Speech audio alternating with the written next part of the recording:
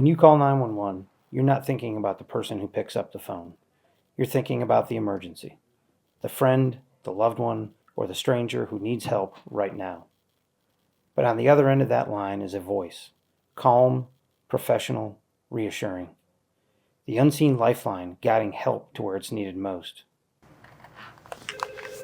Lynchburg 911, what's the address of the emergency? They are the voice of hope in someone's darkest moment. I began my law enforcement career in 1977. I was sworn in the Secretary's office in October of 1977. And at some point in those early years, I had an occasion to break my wrist, and I was assigned light duty and assigned to the dispatch center.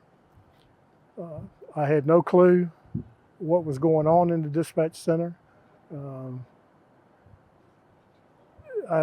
The day I'm going to speak about was kind of memorial in my eyes because one of the dispatchers had to step out of the center for a little while, and Walter Farah, who was the sworn officer overseeing the dispatch center that day, told me, he said, "Wayne, just sit down and answer the phone." So I did. And at the time, we had to physically make our control card numbers, which consisted of a date and time stamp, and then you had to pin mark whether it was a fight call, homicide call, rape call, whatever on the card. Well, Walter never told me I had to stamp the cards. So I went all day making control cards and never put a date and time stamp on any of them. So the next day when I came in, Walter pulled me off to the side and he said, "Listen," he said, "when you make a control card, the first thing you do is date and time stamp it." And I said, "Okay." Nobody ever told me that. He said, I know, you weren't instructed on it." So he said, "But I fixed it. Everything's okay now." So it is, at the time also, I don't think, if my memory serves me correctly, that the dispatchers had any formal training. I think it was all OJT. You know, dispatch was our lifeline when I first started back in 1977, and they still are. And the technology advancements that have been made over those years make it so much more efficient and effective. And if you have an opportunity to thank a dispatcher, do so, because they are the first responder that is contacted in any emergency. And they in turn dispatch the calls out to the next first responders who are going to come to your aid in an emergency. When I started in 1984, that was pre-911.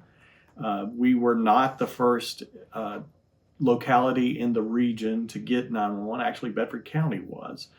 And when I started, there was, as I recall, the number was 845-1234. That was plastered on the side of the vehicles.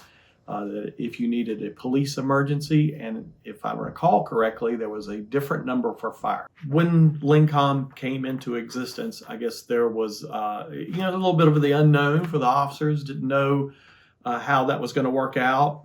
We had the people that were in-house dispatchers that we certainly felt a connection to, and there was a little bit of what's going to happen when they work for somebody else, because at the time they worked for the Office of Management and Budget, was who the 911 Center was under when they were formed.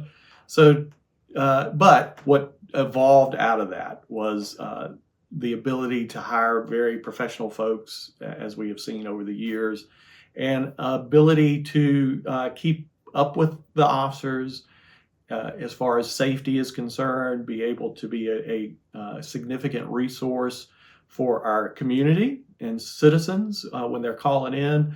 Existence of the E911 system in Lynchburg and the ability to ensure officer safety, our citizen safety, and our effective emergency response through the existence of our emergency communication system and our emergency communication officers has really enabled us to have a effective emergency response to the needs of our citizens. In 1985, the city of Lynchburg created what is now the LPD's Emergency Communications Center. It started in just one room in the basement of Fire Station 1. Back then, 911 didn't even exist. As Lynchburg grew, so did our dispatch center, moving from the fire department to their own dedicated space on Candler's Mountain Road. I started in 1990 working with Lynchburg Department of Emergency Communications. I worked there for 25 years. Over that time, I have answered thousands of calls to the citizens of Lynchburg. And I guess the best call is the one where, if memory serves me correctly, is I got to take the very first call at our new 911 center on Candler's Mountain Road. The job was very challenging at times and also rewarding, of saving people's lives and letting them know that we were there for them. I love being an emergency communications officer because of the calls that we take every day. It's truly a humbling experience to be able to help others on their worst day and to know that you're not alone in any situation that you're going through. Being an emergency communications officer requires a lot of sacrifices that the public eye doesn't see.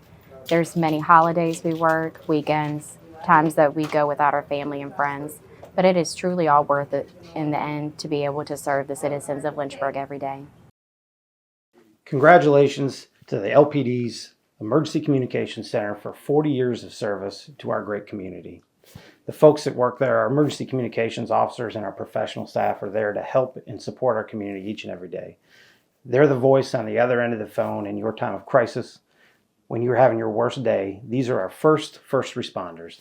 These are the individuals that are providing officers or firefighters or EMS services to you when you're in a traffic accident. These are also the folks that when your loved one is significantly impacted by a medical crisis, they are giving you life-saving instructions over the phone for CPR or other measures to keep you and your loved one safe until emergency services can provide.